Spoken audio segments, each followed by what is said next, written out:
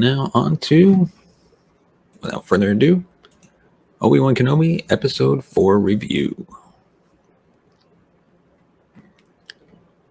After some empty-looking landscapes last week, Star is back to thoroughly convincing science fiction hallways in Part 4 of Obi-Wan Kenobi. The setting certainly helps add tension to an episode that fizzles a bit emotionally in the second half. But overall, Ewan McGregor continues to prove himself essential to the galaxy far, far away, as this show reaches the final stretch. Leia has been captured by the Empire and brought to Fortress Inquisitorius, a name at least one person says with a very straight face. To rescue her, Obi-Wan and Tala enlist the help of the proto-rebels on Jabim, including an operative named Roken. Fans hoping for more Legends canon tie-ins on the planet won't get them here. Instead, Kenobi sees only a few rooms in the base and the inside of a Bacta tank. While healing, he relives his duel with Darth Vader, whose parallel healing bath provides yet more highly effective angst as these estranged brothers share the pain of burning alive. Kenobi and Tala sneak into the fortress using her officer clearance codes. Meanwhile, Reva interrogates Leia, who resists the third sister's attempts to both threaten out of patience. Reva sends Leia to an interrogation room for physical torture. Plus does something we later realize is planting a tracker on Leia's droid. Before Leia can be hurt, though, Obi-Wan fights his way into the room, while Tala stages a fake confession to distract Reva. The Inquisitor isn't buying it, but the good guys keep running her around with distractions. This time, Obi-Wan drawing the attention of stormtroopers. Obi-Wan uses the Force to get the good guys out of a flooding underwater tunnel. At the last minute, just as our heroes are surrounded by the might of the Empire, the crew from Jabim swoops in to save the day, losing one of their pilots in the process. Part 4 never quite returns to the potent mix of history, character, emotion, and world building provided by that opening Bacta scene. At least it's using the Bacta tank to much better effect than the Book of Boba Fett did. While I'm not particularly interested in ranking the TV shows, especially two with such different lengths, Kenobi does pull off its Imperial base infiltration sequence a bit more competently than the one in The Mandalorian Season 2.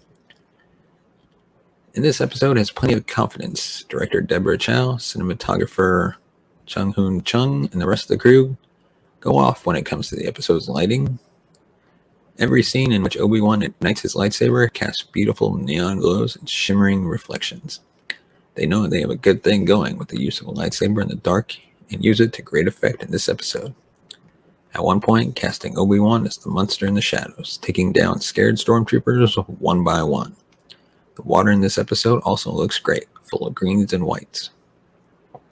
The base itself doesn't quite feel like a real place yet, but it's getting very close. Look at that sea creature stuck to the door of the underwater entrance. It's almost impossible to imagine this show without Ewan McGregor. His performance is stellar. His expressions and body language alone selling how haunted his character feels. But it's also his presence that makes a difference. He provides an effective visual bridge between the original and prequel trilogies. His costume, makeup, and effect all arguing against that much discussed subject of Star Wars recasting. At the same time, it retroactively justifies putting him in as a younger Alec Guinness in the first place. That Mandalorian episode I mentioned earlier, forcing Din Djarin to take his helmet off near the end of that episode, helped the emotional arc land. Kenobi doesn't quite do that. By the time the green water started rushing to Fortress Inquisitorius, the script puts character beats aside in favor of action, sacrificing one of the charming proto-rebel soldiers to the cause doesn't raise the stakes for Obi-Wan or Leia personally enough.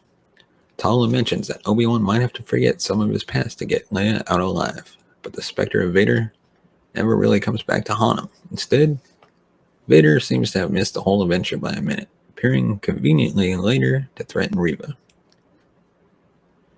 The script does give the third sister more to work with. Moses Ingram nails a mix of threatening evil and almost intentional awkwardness as little Leia snarkily resists her interrogation. It's easy to believe that Reva is trying to get her own bitter self-sufficiency to sink into Leia, as if she believes it's possible to come out of this with the two of them as friends. Their scenes together needed to come off as frightening but not terrifying, revealing but restrained, and I think they worked. Although the show doesn't go quite as far as showing Leia, actually being tortured, it very effectively threatens her. The one-off rebels are also fun, a diverse band that manages some characterization in a few lines. Their inclusion at the end still took too much away from what could have been a major decision point for Obi-Wan.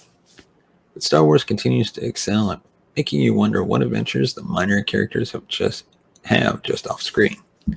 Tala uses her imperial air of authority to bluff her way inside the base. Her efficiency and trained refusal to take no for an answer are fun to watch. However, I wish the script provided some more specificity as to when and why exactly she became disillusioned about the Empire. Indira Varma has two potential traps to fall into, generic Imperial and generic fierce person, and wavers around them in this episode. It's fun to watch her use what the Empire taught her against it, though. Vivian Lyra Blair continues to shine her own royal trained authority, first delighting and then breaking. I don't think it strains belief that a smart, extraordinary 10-year-old who's been aware of her own importance all her life would do or say anything she does here. This does circle back to my major letdown about this episode, though, with Leia taking Obi-Wan's hand at the very end in one of those understated moments with which Star Wars tends to handle operatic grief. I'm thinking in particular of Leia comforting Luke after Ben's own death in A New Hope, and the way Leia is never shown mourning her destroyed home planet.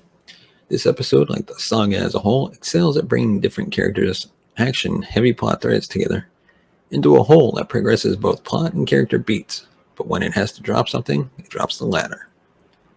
Let us know in the comments section below, what did you think about this episode of Obi-Wan Kenobi?